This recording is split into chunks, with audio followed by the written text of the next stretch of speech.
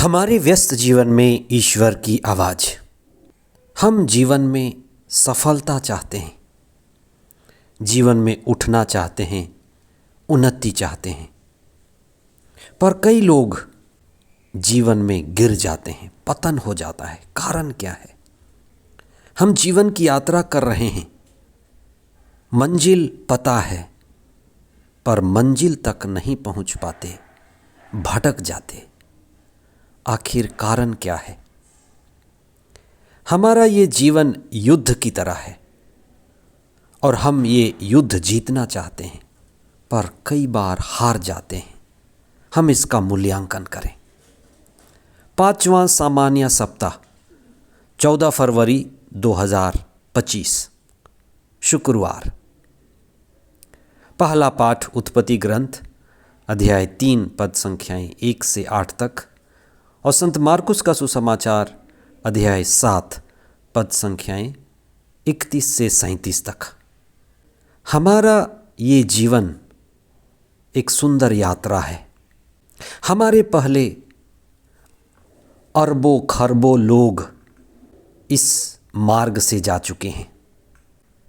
हम उनके इतिहास को जानकर क्या करेंगे?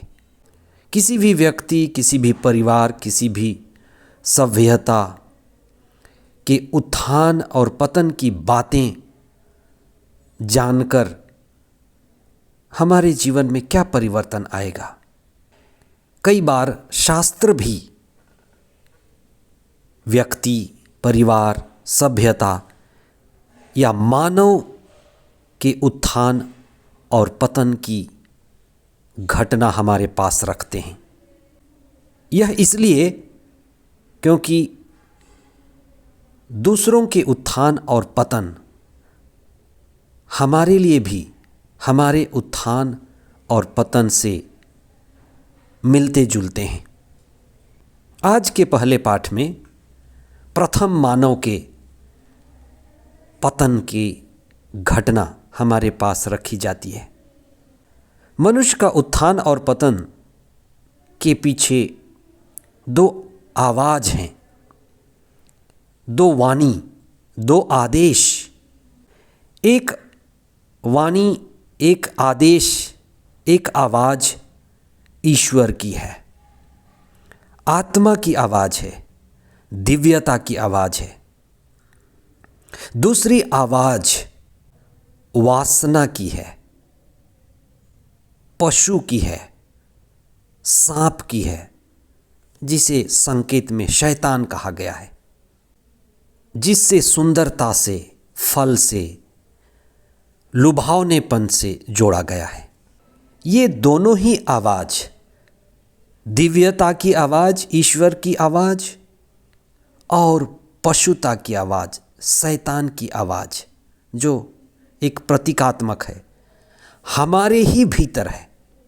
ये दोनों ही आवाज़ जिस तरह से आदम और हेवा के जीवन में आए, हमारे जीवन में भी हर दिन, हर परिस्थिति में आते हैं, हमें सुनाई देते हैं।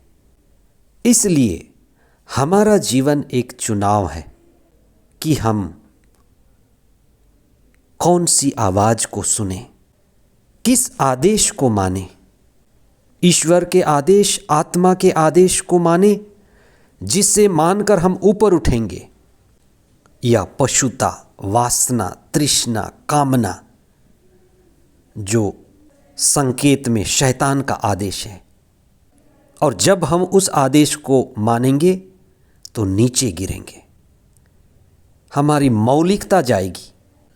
जैसे जिस पेड़ के पत्ते गिर जाते हैं, हम उसे नंगा पेड़ कहते हैं। जब हमारे पैर में जूते चप्पल नहीं होते तो हम नंगे पैर कहते हैं। मौलिकता गई। जिस पहाड़ में पेड़ पौधे नहीं हैं, हम उसे नंगा पहाड़ कहते हैं। मौलिकता गई।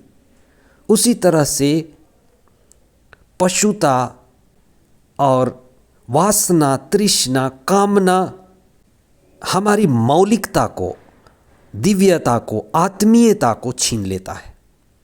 यही बंधन का मूल कारण है। हमारी पशुता जो हमें बंधक बनाती है, उसी से मुक्ति के लिए धर्म में बलि प्रथा शुरू हुई।